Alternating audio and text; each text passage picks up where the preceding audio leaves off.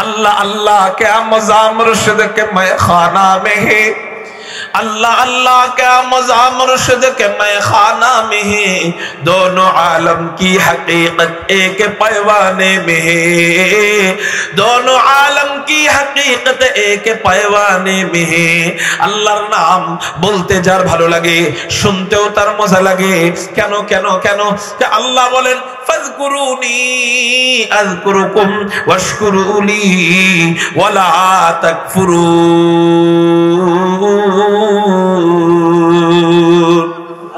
আল্লাহ পাক রব্বুল আলামিন বলেন, ও আমার বান্দারা, তোরা আমার নামের জিকির করলে আমি আল্লাহ তোমাদের নামের জিকির করি, তোমরা আমার নামের জিকির করলে আমি তোমাদের নামের জিকির করি। আল্লাহ আরেক আয়াতে বলতেছেন, ইউসাব্বিহু লিল্লাহি মা ফিস সামাওয়াতি ওয়া মা ফিল আরদ, আসমান জমিনের মাঝখানে যা যা কিছু আছে সবকিছু আল্লাহ পাকের তাসবিহ জপে। এখান থেকে বোঝা যায় আসমান আল্লাহ পাকের তাসবিহ জপে, জমিনও আল্লাহ পাকের জিকির করে, পাহাড় পর্বত আল্লাহ পাকের জিকির করে, নদী নালা আল্লাহ পাকের জিকির করে, চন্দ্র সূর্য আল্লাহ পাকের জিকির করে, ফেরেশতারা আল্লাহ পাকের জিকির করে, গর্তের পিপিলিকা থেকে নিয়ে নদীর মাছ সহ সবাই আল্লাহ পাকের জিকির করে। আমরাও আল্লাহ পাকের জিকির করি, কিন্তু পার্থক্য হলো আসমান আল্লাহ পাকের জিকির করলে আল্লাহ আসমানের জিকিরের জবাব দেন না, জমিন আল্লাহ পাকের জিকির করলে আল্লাহ জমিনের জিকির করেন না, পাহাড় পর্বত আল্লাহ পাকের জিকির করলে আল্লাহ পাহাড় পর্বতের জিকির করেন না, চন্দ্র সূর্য আল্লাহ পাকের জিকির করলে আল্লাহ চন্দ্র সূর্যের জিকির করেন না, ফেরেশতারা আল্লাহ পাকের জিকির করলে আল্লাহ ফেরেশতাদের জিকির করেন না। কিন্তু ও আমার বান্দারা, তোরা আমি আল্লাহর নিকট এত প্রিয় এত প্রিয় এত প্রিয়, তোরা যখন আমি আল্লাহর নাম বইলা ডাক দেস, তোরা যখন আমি আল্লাহর নামের জিকির করস, তখন আমি আর আল্লাহ সহ্য করে থাকতে পারি না। আমার ভালোবাসার বাত ভাইগা আমি আল্লাহ এবার তোর নামের জিকিরও আরম্ভ করে দে। ফাযকুরুনি আযকুরুকুম ওয়াশকুরুলি ওয়ালা তাকফুরুন। এই জন্যই নবীজি বলেন, তোমরা আল্লাহর নামের জিকির একা একা করবা, আল্লাহ তোমার নামের জিকির একা একা করবে। আর তোমরা ভরা মজলিসে আল্লাহ পাকের জিকির করলে আল্লাহ ভরা মজলিসে ফেরেশতাদেরকে ডাক দিয়া বিশাল মজলিস কায়েম করে, ওই মজলিসে বান্দা তোমার নামের জিকির করবে।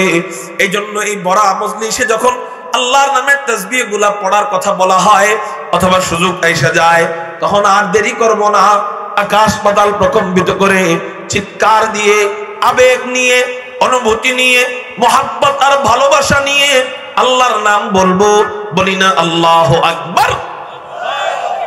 আওয়াজ হয় নাই আরো জোরে আল্লাহু আকবার? এটা তো আমি বললাম দেখা, এখন বলবো না, ইশারা দিব, দেখে তো আপনাদের সাউন্ড কমে না বাড়ে? মাশাআল্লাহ, এই সাউন্ড রাখতে পারবেন তো আপনারা ইনশাআল্লাহ? আল্লাহ বলতেছেন, ইয়ারফাইল্লাহুল্লাযীনা আমানু মিনকুম ওয়াল্লাযীনা উতুল ইলমা দারাজাত। আল্লাহ সম্মান বাড়ায় দেওয়ার কথা বলতেছেন। এক নাম্বার কাজ করবা, ঈমান আনবা। আলহামদুলিল্লাহ আমরা সবাই ঈমান এনেছি। দুই নাম্বার কাজ করবা, আল্লাহ বলেন ইলম প্রাপ্ত হবা, অর্থাৎ আলেম হবা।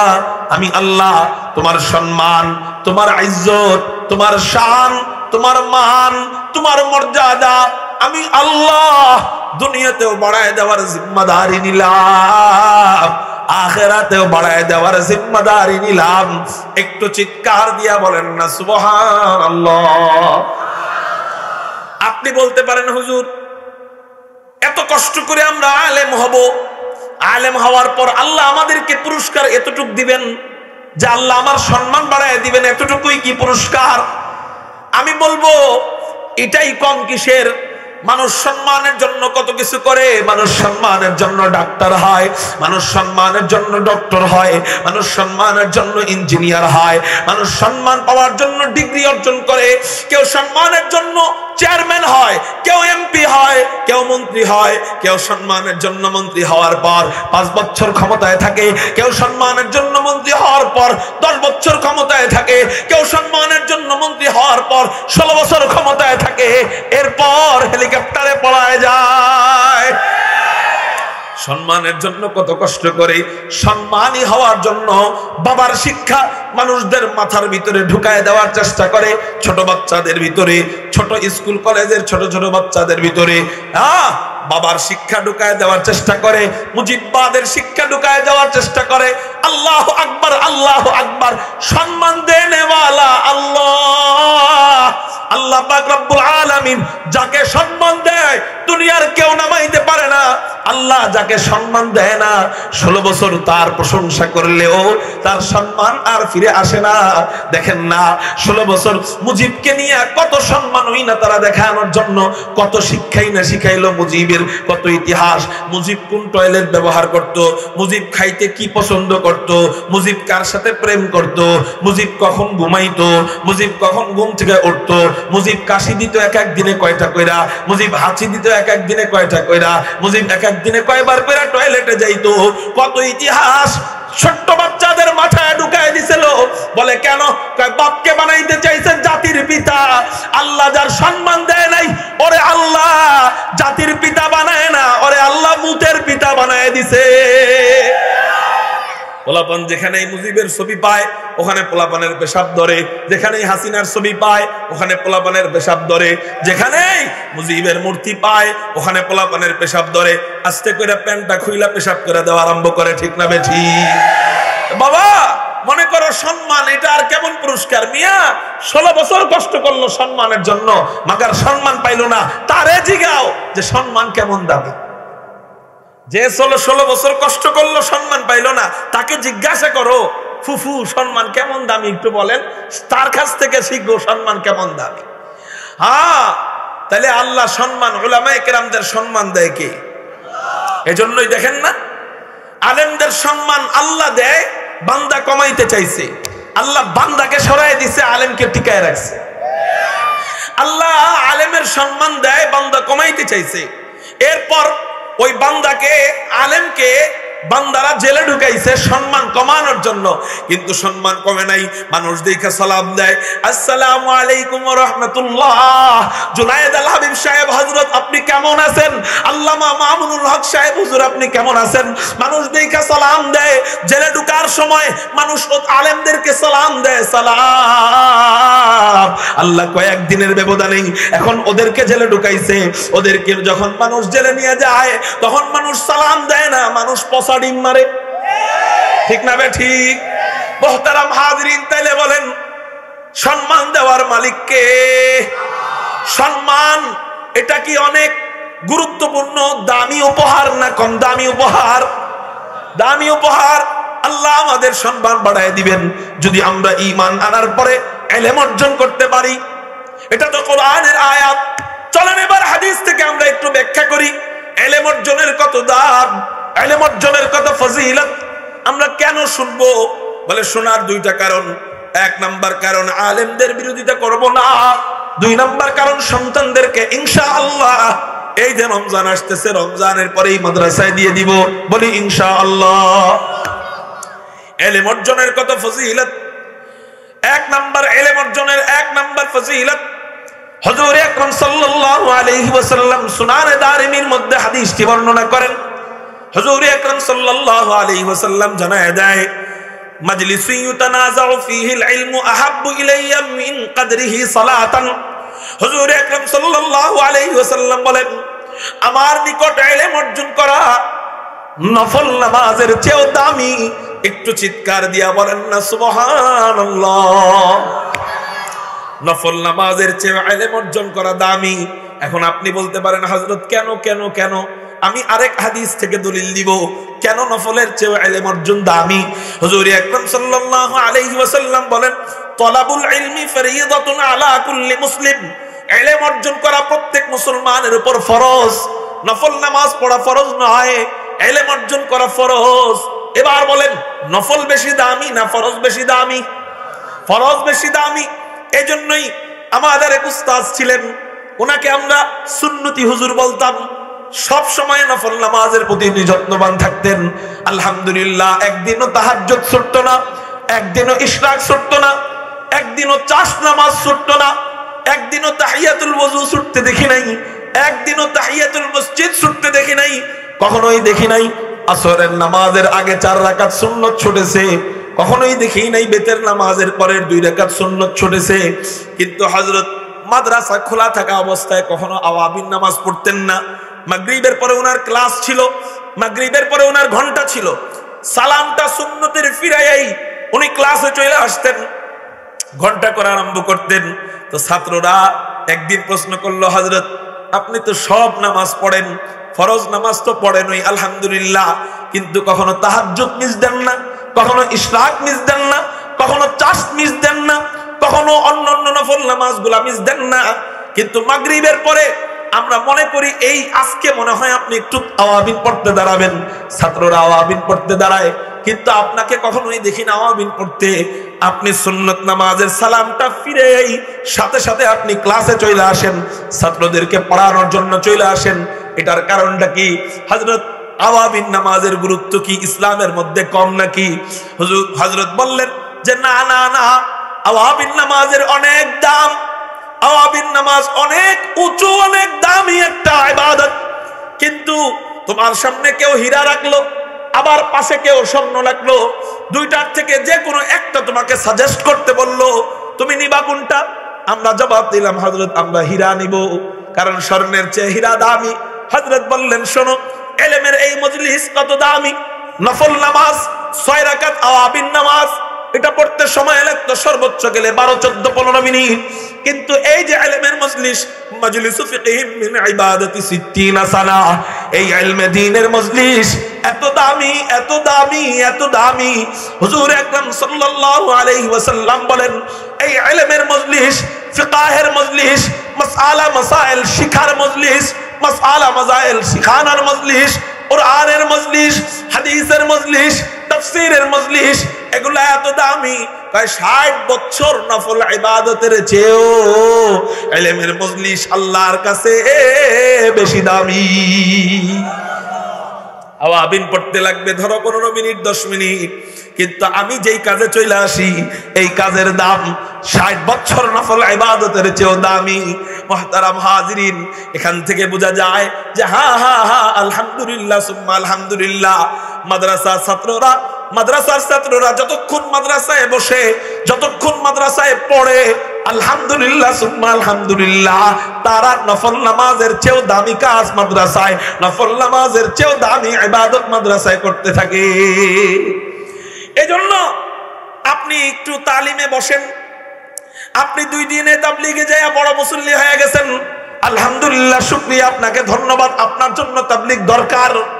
কিন্তু ইমাম সাহেব আপনার সাথে কেন তালিমে বসলো না? আপনি ইমাম সাহেবকে তুচ্ছ তাচ্ছিল্য করা আরম্ভ করে দেন, গীবত করা আরম্ভ করে দেন। হুজুর দেখছো খালি দুনিয়া চিনে, আখিরাত চিনে না, আল্লাহর রাস্তায় বসতে মনে চায় না, তাবলীগে এরা যাইতে চায় না, আল্লাহর রাস্তায় বের হতে চায় না। দেখবেন বন্ধের সময়, মাদ্রাসা ছুটির সময় অনেকে আইসা বলে যে হযরত এতদিন তো যাই করছেন, এখন একটু আল্লাহর রাস্তায় বের হন না। হ্যাঁ, আমিও বলি মাদ্রাসাও যেমন জরুরত আছে, তাবলীগে যাওয়ারও জরুরত আছে, কিন্তু তাদের কথার ভঙ্গিমায় বোঝা যায় মাদ্রাসায় পড়ানো এগুলা দুনিয়াবি কাজ, এগুলা আল্লাহর কাজ নয়, এগুলা আল্লাহর রাস্তা নয়। শুধু তাবলীগই মনে হয় আল্লাহর রাস্তা। এই জন্য ওনাদের বলার ভঙ্গিমাটা এমন, হযরত এতদিন যাই করছেন, এখন একটু আল্লাহর রাস্তায় সময় দেন না। আমরা বলবো না, আলহামদুলিল্লাহ, আমরা এতদিন যাই করি নাই, আপনিও আল্লাহর রাস্তায় সময় দিয়েছেন তাবলীগে যায়া, আমরাও আল্লাহর রাস্তায় সময় দিছি মাদ্রাসায় পড়া। আপনারটাও আল্লাহর রাস্তা, আমাদেরটাও আল্লাহর রাস্তা, ঠিক না বেঠিক? অতএব ইলম অর্জন করা নফল ইবাদতের বাহিরে নয়, বরং এর চেয়ে দামি, ঠিক না বেঠিক? এই জন্য এটাকে কখনো ভাবা যাবে না যে আমার সন্তানকে আমি মাদ্রাসায় দিলাম তো ইবাদত বন্দেগী মনে হয় করে না, বলে ইলম অর্জনে যখন থাকবে এটা অনেক বড় ইবাদত। তাহলে ইলম অর্জনের 1 নাম্বার ফজিলত, ইলম অর্জন করা নফল নামাজের চেয়েও দামি। 2 নাম্বার ফজিলত, ইলম যে ব্যক্তি অর্জন করে আল্লাহ পাক রব্বুল আলামিন তার জন্য জান্নাতের রাস্তা সহজ করে দেয়। তিরমিজি শরীফের মধ্যে হুজুর আকরাম সাল্লাল্লাহু আলাইহি ওয়াসাল্লাম বলেন, মাজলিসু ফিকহ, হুজুর আকরাম সাল্লাল্লাহু আলাইহি ওয়াসাল্লাম বলেন, মান সালাকা তারিকান ইয়ালতামিসু বিহি ইলমান সাহালাল্লাহু বিহি তারিকাম মিন তুরুকিল জান্নাহ। হুজুর আকরাম সাল্লাল্লাহু আলাইহি ওয়াসাল্লাম বলেন, যে ব্যক্তি ইলম অর্জনের জন্য কোন পথে চলতে থাকে, আল্লাহ পাক রব্বুল আলামিন জান্নাতের যেই রাস্তাগুলো আছে এই রাস্তাগুলোর থেকে একটা রাস্তা তার জন্য সহজ করে দেয়। অর্থাৎ একজন আলেম যখন ইলম অর্জন করতে থাকে, একজন তালিবে ইলম যখন ইলম অর্জন করতে থাকে, আল্লাহ পাক রব্বুল আলামিন তার জন্য জান্নাতে যাওয়া একেবারেই সহজ করে দেয়। একটু চিৎকার দিয়া বলেন সুবহানাল্লাহ। এটার ব্যাখ্যা কি হতে পারে? এটার ছোট্ট সংক্ষিপ্ত একটা ব্যাখ্যা আমি বলি। একজন গায়রে আলেম, যিনি আলেম নয়, হঠাৎ তার ভিতরে হেদায়েতের বুঝ আসছে। কি আসছে বলেন? হেদায়েতের বুঝ আসছে। সে জান্নাতে যাবে, তার জন্য জান্নাতের রাস্তাটা ধরা একটু কঠিন। কেন কঠিন? উনি আল্লাহওয়ালা হয়ে যাওয়ার মন মানসিকতা আল্লাহ ওনার ভিতরে দিছে, কিন্তু ওনার বিবির ভিতরে তো এখনো আসে নাই, ওনার সন্তানদের ভিতরে তো এখনো আসে নাই।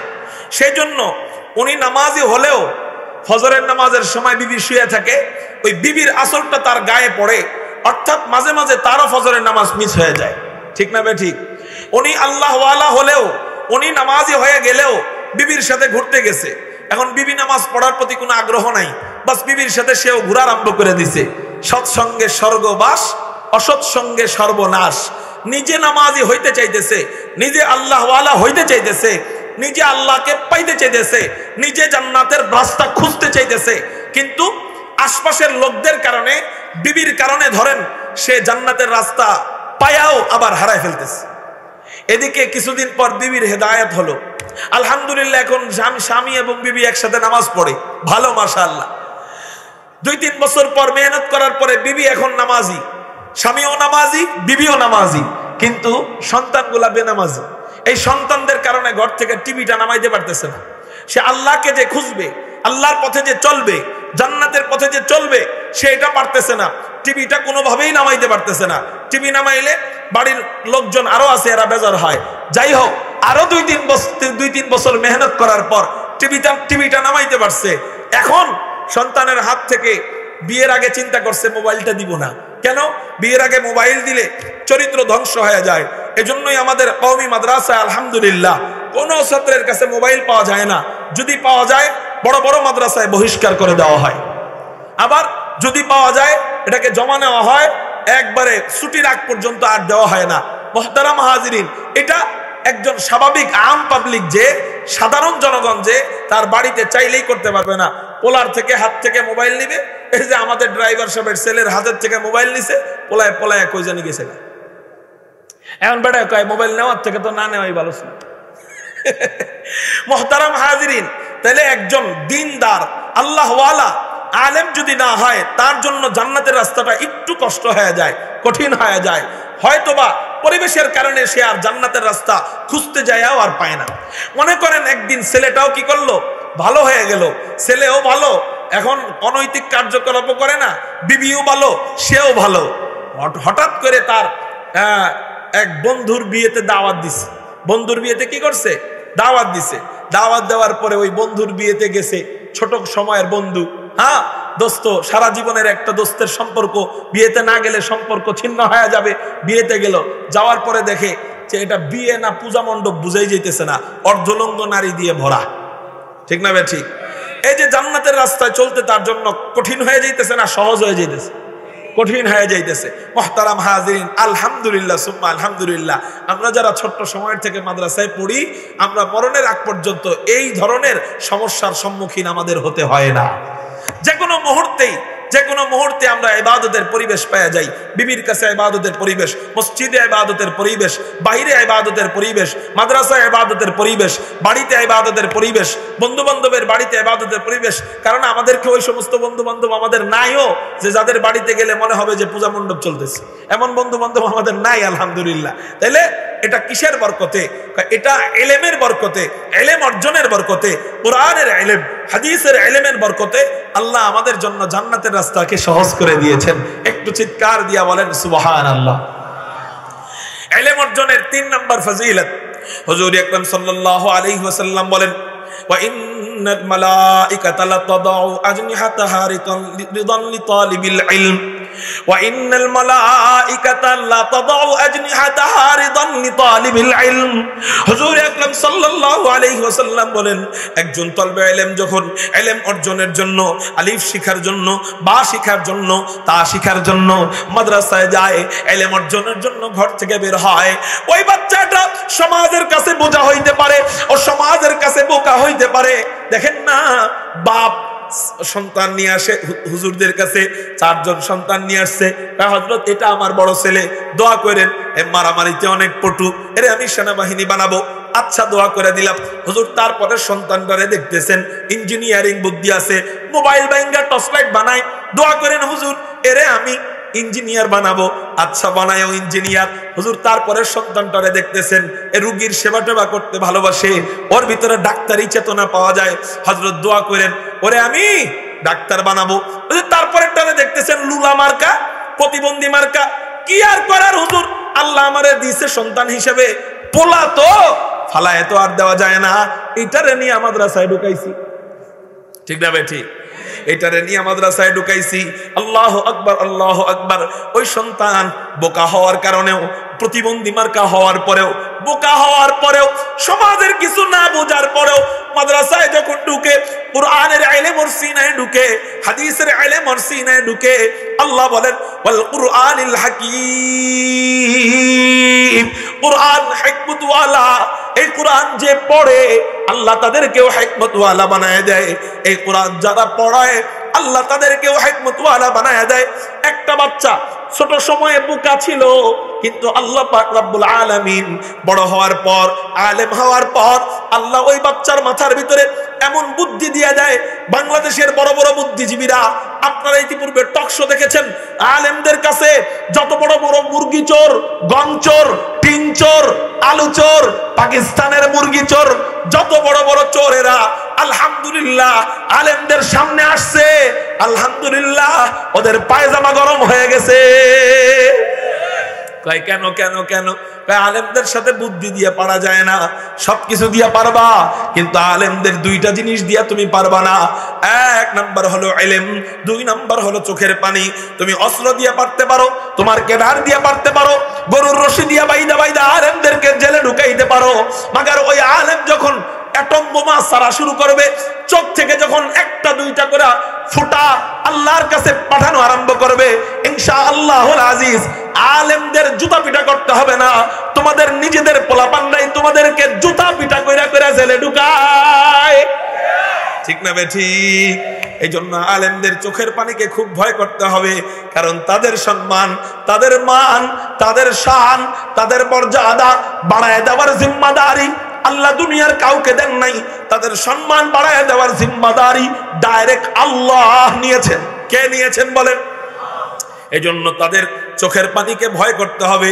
2 নম্বর, আলহামদুলিল্লাহ সুম্মা আলহামদুলিল্লাহ, বড় বড় ডাক্তার, ডক্টর, ব্যারিস্টার, ইঞ্জিনিয়ার, যত গবেষক আছে আলেমদের সামনে বসবে, বুদ্ধি দিয়া 2 মিনিটে ইনশাআল্লাহ কাইট হয়ে যাবে।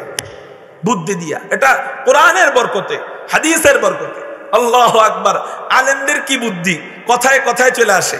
আপনাদের এই কুমিল্লার এক হযরত, নাম আল্লামা মুস্তাফা আল হুসাইনি রহমতুল্লাহি আলাইহি, এই আমাদের আগের যুগে অনেক বড় একজন বক্তা, ওয়াইজ ছিলেন। এই যে হযরতরা চিনেন, আমরা দেখি নাই, হযরতরা দেখেছেন হয়তো। মুস্তাফা আল হুসাইনি রহমতুল্লাহি আলাইহি কুমিল্লার এক হোটেলে ঢুকছেন খানা খাওয়ার জন্য। খানা যখন খাইতেছেন, মুরগির হাড্ডি চাবাইতেছেন। হুজুররা তো হাড্ডি একটু কায়দা করে চাবায়, একবারে হাড্ডির আলিফ থেকে নিয়ে ইয়া পর্যন্ত পুরা মুতালা করে করে খায়। হ্যাঁ, একবারে A to Z সব চাবায়। আর বড় লোকের খাওয়ান তো অর্ধেক অর্ধেক রাখা যায়, এটা নাকি ভদ্রতা। যাই হোক, আল্লাহ ওদের কপালে রিজিক রাখে নাই, এই জন্য পেটে খিদা থাকা সত্ত্বেও অর্ধেক রাখা দেয়, এটা ভদ্রতা। মুহতারাম হাজিরিন, তো হুজুর যখন মুরগির হাড্ডি চাবাইতেছে, তো পাশে এক বুদ্ধিজীবী বসা, কোট টাই পড়া চা দিয়া রুটি খাইতেছে। তো এখন হুজুরে কটমট করে মুরগির হাড্ডি চাবাইতেছে। ওই বুদ্ধিজীবী মনে মনে কইতেছে যে জীবনে অনেক বড় আশা ছিল, হুজুরকে একটু বাঁশ দিন, তা আজকে সেই আশাটা পূরণ হবে। তো হুজুরকে বলতেছে, হুজুর বলেন তো দেখি, আমাদের এলাকার কুকুর বিড়ালরা মুরগির হাড্ডি কেমনে চাবায়? হুজুরে খাইতেছে কি? মুরগির হাড্ডি। হুজুর বলেন তো দেখি আমাদের এলাকার কুত্তা বিলাই মুরগির হাড্ডি কেমনে চাবায়? হুজুর মনে মনে কয়, বেটা আমারে বাস দিতে আসছো? এই সমস্ত মান্তিকের ক্লাস আমাদের হেদায়েতুন নাহুর বছরে শেষ, আর আলহামদুলিল্লাহ এখন আলেম হয়ে গেছি, মানুষকে ঘুরে ঘুরে দাওয়াত দেই, কোরআনের ইলম আরো বেশি ঢুকছে, আর তুমি আমাকে বাস দিতে আসছো? হুজুরে বলতেছে, মিয়া আপনি এত বড় বুদ্ধিজীবী হওয়ার পরেও এই সামথিং একটা বিষয় জানেন না? কয় না জানি না। কয় তাহলে আজকে শুইনালন মরণ পর্যন্ত মনে রাখবেন। কয় বলেন আমগো এলাকার কুত্তা বিলাইরা মুরগির হাড্ডি কেমনে চাবায়? হুজুরি কয় আমগো এলাকার বড় লোকেরা কোট্টাই পয়রা চা দিয়া রুটি যেমনে চাবায়, আমগো এলাকার কুত্তা বিলাইরা মুরগির হাড্ডি এমনি চাবায়। এটা আলেমদের বুদ্ধি। জোরে বলেন কিসের বুদ্ধি? কোরআনের বরকত। ওয়াল কুরআনিল হাকীম, কোরআন হিকমত ওয়ালা।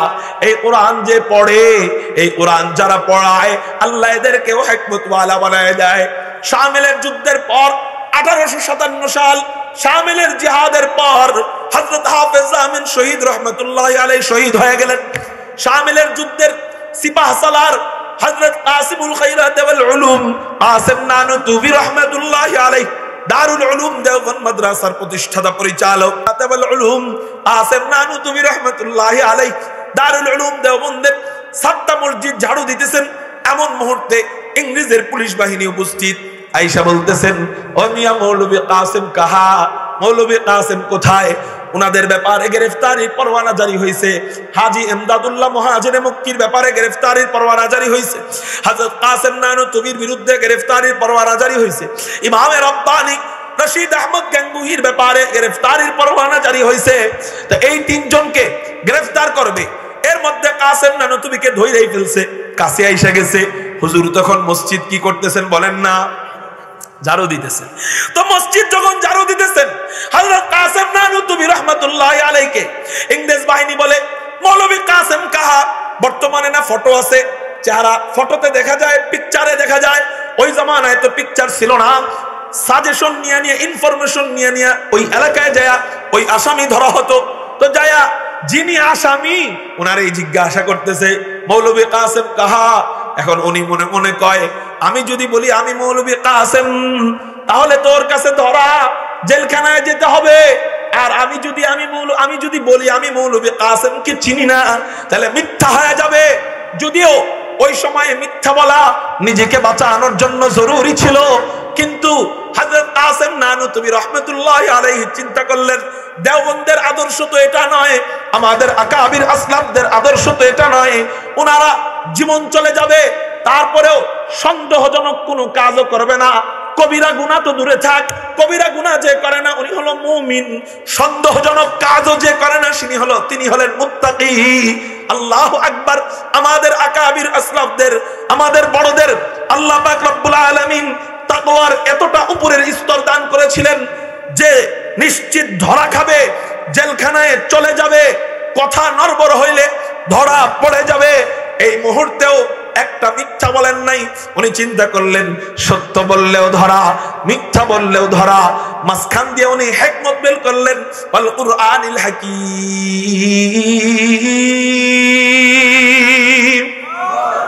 কোরআন হিকমত ওয়ালা।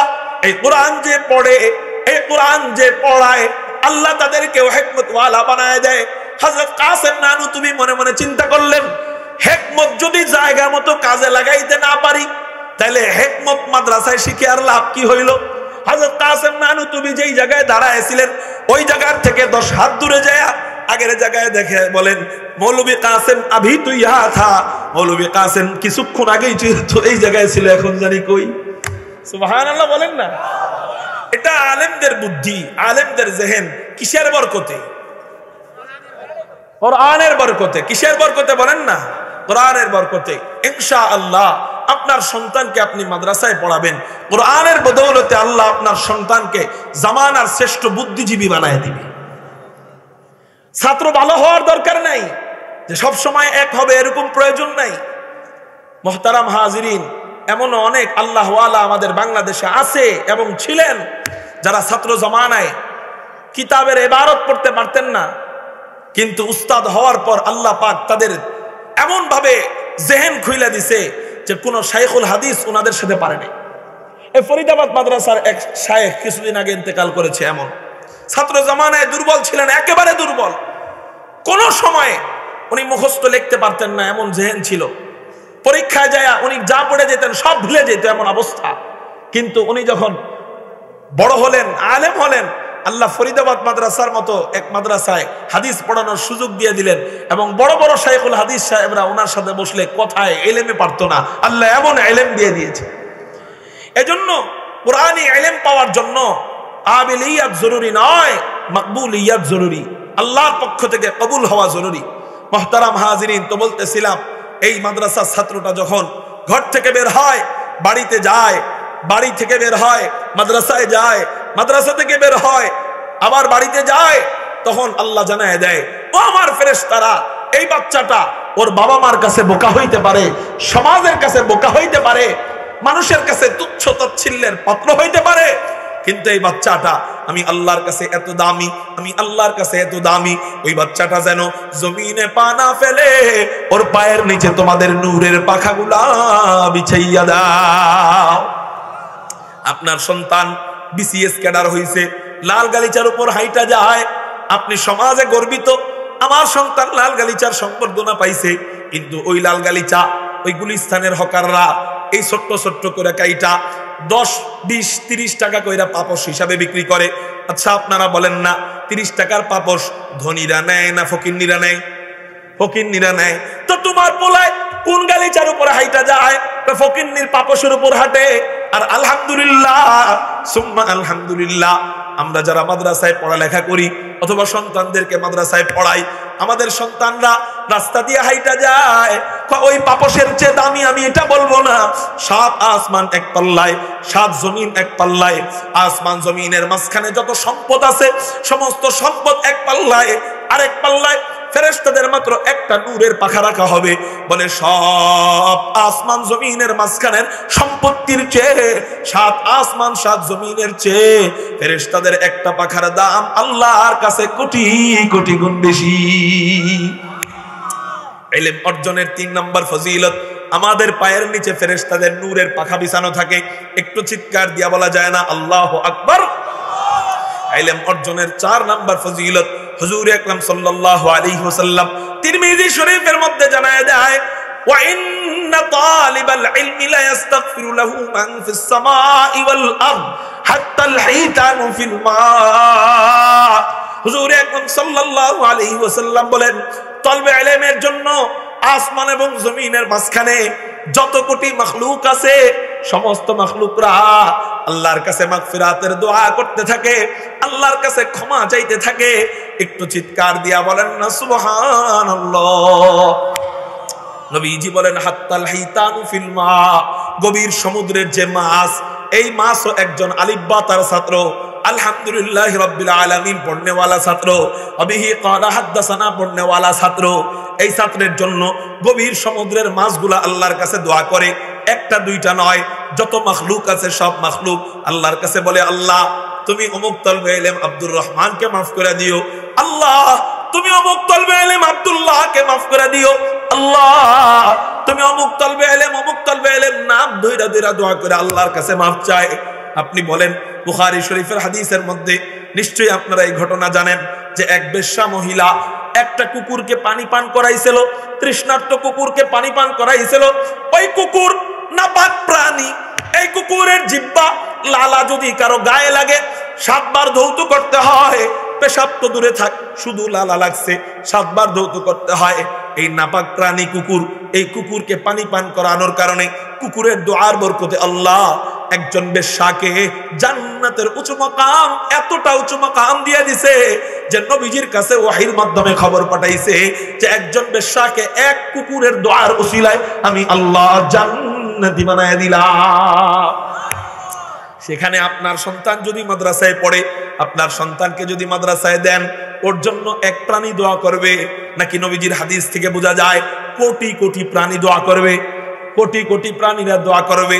এই জন্য সন্তানদেরকে মাদ্রাসায় দেওয়ার দরকার আছে না নাই? আল্লাহ আমাদেরকে তৌফিক দান করুক, বলি আমিন। ইলম অর্জনের 4 নাম্বার ফজিলত গেল। ইলম অর্জনের 5 নাম্বার ফজিলত, ইলম অর্জন করার পর সে এবার আলেম হলো। হুজুর আকরাম সাল্লাল্লাহু আলাইহি ওয়াসাল্লাম তিরমিজি শরীফের মধ্যে জানায়া দেয়, এবার তার দাম কোথায় গেল?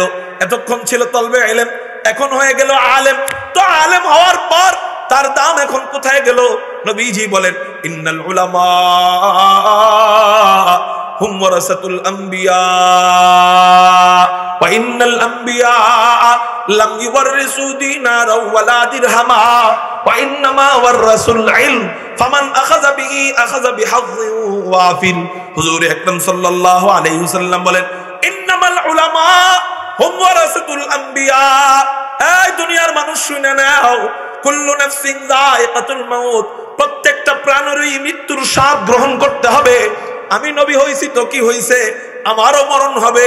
অতএব আমি আমার জায়গা থেকে চলে যাচ্ছি, কিন্তু আমার চেয়ারকে আমি খালি রেখে যাচ্ছি না, আমার এই চেয়ারে আমি বসায় দিয়ে গেলাম। ইন্নামাল উলামা ওয়ারাসাতুল আম্বিয়া, আমি এই জায়গায় ওয়ারাসাতুল আম্বিয়া যারা, নবীদের ওয়ারিস যারা উলামায়ে কেরাম, তারা এই উলামায়ে কেরামদেরকে আমি বসায় রেখে গেলাম। অর্থাৎ এই আলেমদেরকে আল্লাহ নবীদের, আল্লাহ পাকের হাবিব নবীদের ওয়ারিস বলে সম্বোধন করেছেন। একটু চিৎকার দিয়া বলেন সুবহানাল্লাহ। আপনি নবীর বাবা হইতে পারবেন না, কারণ এটা তো এখন সম্ভব না। যদি জানতাম যে আমি নবীর বাবা হইতে পারবো, তাহলে কতই না খুশি হইতাম। কিন্তু নবীর বাবা হইতে পারবো না, এতে দুঃখ কইরা লাভ নাই, কারণ যেটা সম্ভব না ওইটা নিয়ে দুঃখ করব কেন? কিন্তু সম্ভব যেটা ওইটা নিয়ে ফিকির করি। বলে নবীর বাবা হইতে পারলাম না তো কি হইছে? নবীর প্রতিনিধি যারা, ওই প্রতিনিধিদের বাবা হব আমরা। বলেন ইনশাআল্লাহ। প্রতিনিধি কারা? নবীর প্রতিনিধি উলামায়ে কেরামরা। বলেন সুবহানাল্লাহ। তাহলে ইলম অর্জনের, আলেম হওয়ার 5 নম্বর ফজিলত। এবার 6 নম্বর ফজিলত, আলেম এবং আবেদের মাঝে পার্থক্য। হুজুর আকরাম সাল্লাল্লাহু আলাইহি ওয়াসাল্লাম তিরমিজি শরীফের মধ্যে জানায় দিতেছেন, ফাজলুল আলিমি আলাল আবিদি কাফাজলি আলা আদনাকুম। হুজুর বলেন, আমার মাঝে আর একবারে ছোট সাহাবী, যে এই ছোট সাহাবীর মাঝে যেই পার্থক্য, কয় নবীজির মাঝে আর ছোট সাহাবীর মাঝে কি পার্থক্য? কয় নবীজির কথা একটু পরেই বলি, আগে বলি। 1 নম্বর সাহাবীর মাঝে আর একেবারে শেষটার মাঝে কি পার্থক্য? সাহাবী ছিল 1.25 লক্ষ, কমপক্ষে কয় লক্ষ বলেন? 1.25 লক্ষ সাহাবী। আচ্ছা, একটা ক্লাসে যদি ছাত্র হয় 50 জন, কয়জন ছাত্র? 50 জন ছাত্র হয়। একজন ছাত্র 1 হয়, আর একজন ছাত্র 50 নাম্বার হয়, আছে না? নাকি কেউ 50 হবে না? একজন না একজন তো 50 হবে। তো এই 50 জনের মধ্যে একজন 1 হয়, আর আরেকজন 50 নাম্বার হয়।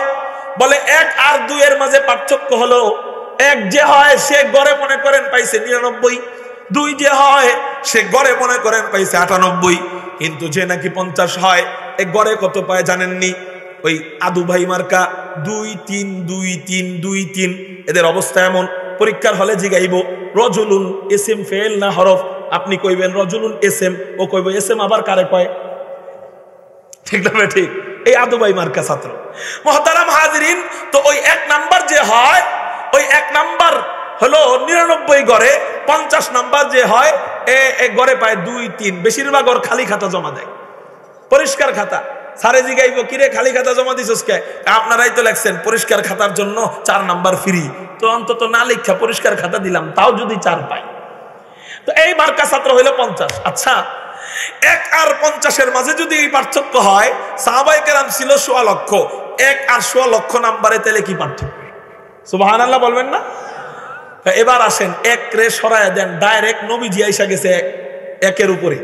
মানে ছাত্র 1 আর 50 নয়, ডাইরেক্ট ছাত্রের জায়গায় উস্তাদ এসে গেছে, নবীজি এসে গেছে। নবীজি আইসা এবার পার্থক্য করতেছে, একেবারে সর্বনিম্ন সাহাবী আর আমি নবীর মাঝে কি পার্থক্য? তাহলে 1 নাম্বার ছাত্র আর 50 নাম্বারের মাঝে পার্থক্য না, ডাইরেক্ট ওই কলেজের প্রিন্সিপাল আর একেবারে সর্বগমেট ছাত্র, যেটা ওই 2 জনের মাঝে পার্থক্য করতেছে নবীজি। এরকম যে আমার মাঝে আর সবচেয়ে ছোট সাহাবীর মাঝে যেই পার্থক্য, একজন আলেম আর একজন আবেদের মাঝে সেই পার্থক্য। একটু চিৎকার দিয়া বলেন সুবহানাল্লাহ। আবেদ মানি ফাসেক নয়, সাধারণ মুসলমান নয়। আবেদ মানি শুধু ইলম নাই, বাকি সব ইবাদতের কাজ সে করে। 5 ওয়াক্ত নামাজ পড়ে, সুদ খায় না, ঘুষ খায় না, চগলখড়ি করে না, গীবত করে না, মিথ্যা বলে না, টিভি নাই, খারাপ জিনিস কখনো দেখে না, গান বাজনা কখনো শুনে না, এই ব্যক্তিটা হলো আবেদ, কিন্তু আলেম নয়। ওই আবেদ আর আলেমের মাঝে এতটা যদি পার্থক্য হয়, আপনি একটু চিন্তা করেন আলেম আর ফাসেকের মাঝে কত পার্থক্য। গেল ইলম অর্জনের 6 নাম্বার ফজিলত, ইলম অর্জনের 7 নাম্বার ফজিলত। আরেকটা পার্থক্য নবীজি বলতেছেন সুনানে দারিমির ভিতরে। হুজুর আকরাম সাল্লাল্লাহু আলাইহি ওয়াসাল্লাম বলেন ফাজলুল আলিমি আলাল মুজতাহিদি, একটু আগে গেছে ফাজলুল আলিমি আলাল আবিদি, আলেম এবং আবেদের মাঝে পার্থক্য। এখন নবীজি বলতেছেন ফাজলুল আলিমি আলাল মুজতাহিদি। মুস্তাহিদ দ্বারা এখানে উদ্দেশ্য হলো দিনের বেলা রোজা রাইখা জিহাদ করে, রাত্রে বেলা তাহাজ্জুদ পড়ে, দাঁড়ায় দাঁড়ায় ইবাদত করে, অর্থাৎ তার জীবনের শেষ রক্তবিন্দু পর্যন্ত সে আল্লাহর রাস্তায় ইবাদতে দিনরাত কাটায়, এমন ইবাদতকারী বান্দা, মানে দুনিয়ার কোনো খেল নাই, সারা দিন রাত ইবাদত করে। এই ব্যক্তিকে হাদিসের পরিভাষায় এখানে বলা হইতেছে মুস্তাহিদ, অর্থাৎ মুস্তাহিদ আবেদ। এবার বলেন সাধারণ আবেদ আর মুস্তাহিদ আবেদ আকাশ পাতাল পার্থক্য নয়। একজন সাধারণ আবেদ মানে গুনাহ করে না, 5 ওয়াক্ত নামাজ পড়ে, আর মুস্তাহিদ আবেদ মানে সে গুনাহ তো করেই না, বরং 5 ওয়াক্ত নামাজ তো পড়েই, দিনের বেলা জিহাদ করে, রোজা রাইখা জিহাদ করে, আবার জিহাদ করাকালীন জিকির করে, রাত্রে বেলা বাড়িতে ফিরে সারা রাত ইবাদত করে।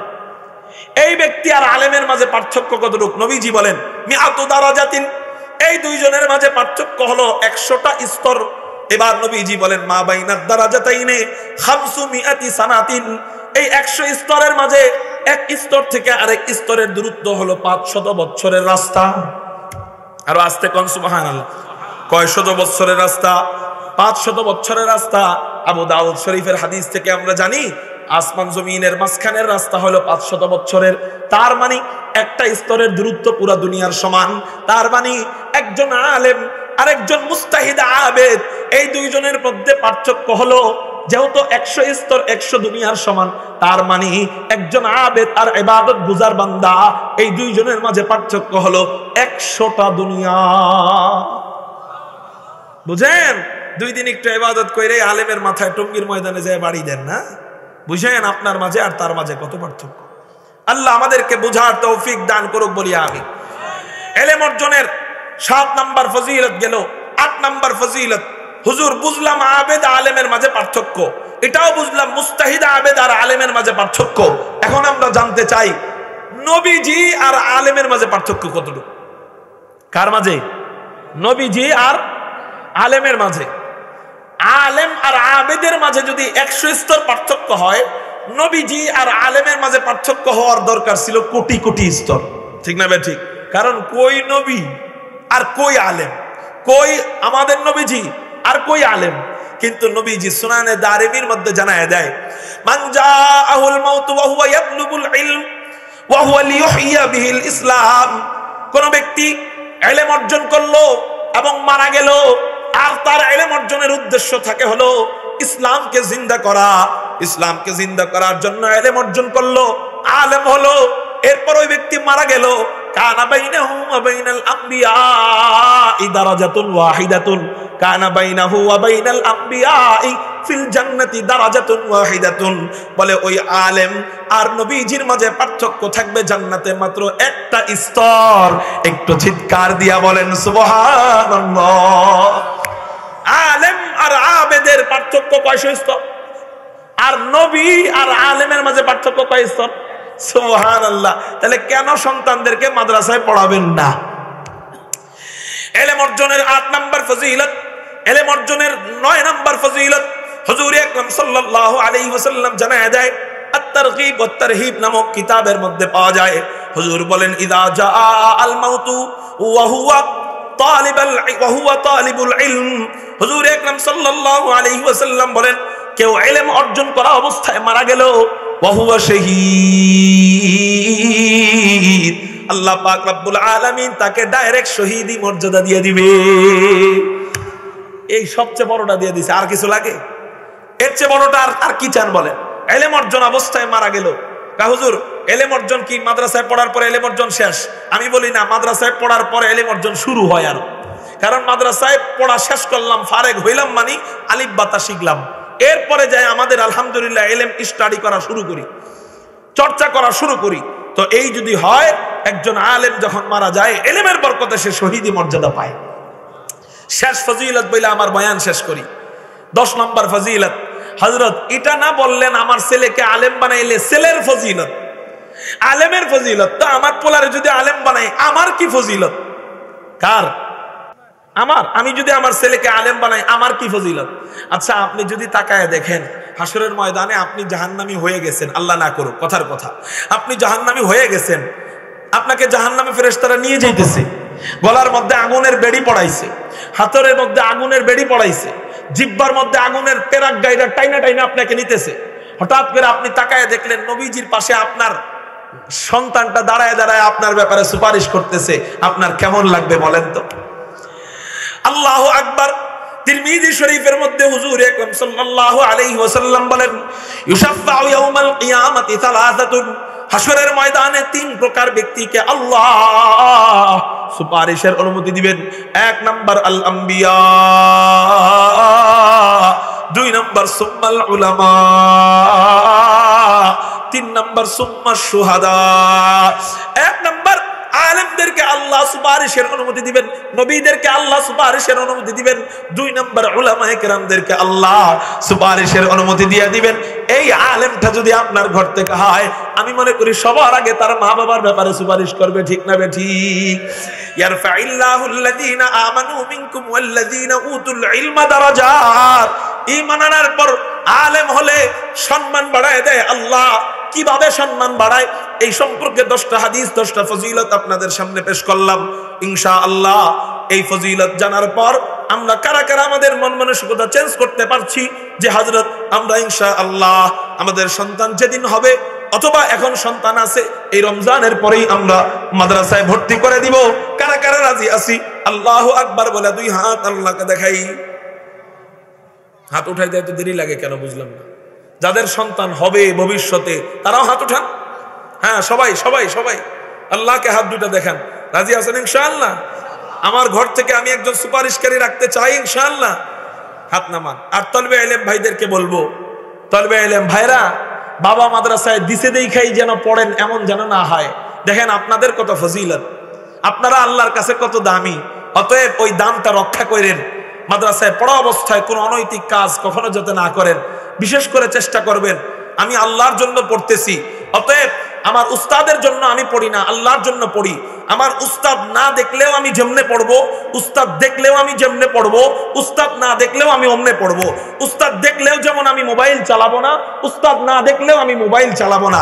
ইনশাআল্লাহ মোবাইল না চালাইলে কিছুই হবে না, কিন্তু আপনি যদি কষ্ট করে ফারেগ হওয়ার আগ পর্যন্ত মোবাইল থেকে দূরে থাকেন, ইলমের স্বাদ, ইলমে নূরের স্বাদ আপনি উপভোগ করবেন। জামানার কুতুব আল্লাহ আপনাকেই বানাবে ইনশাআল্লাহ। আল্লাহ আমাদেরকে তলবে ইলম ভাইদেরকে কবুল করুক, আমিন। ওয়া আখির দাওয়ানা আলহামদুলিল্লাহ। আসসালামু আলাইকুম ওয়া রাহমাতুল্লাহি ওয়া বারাকাতুহু।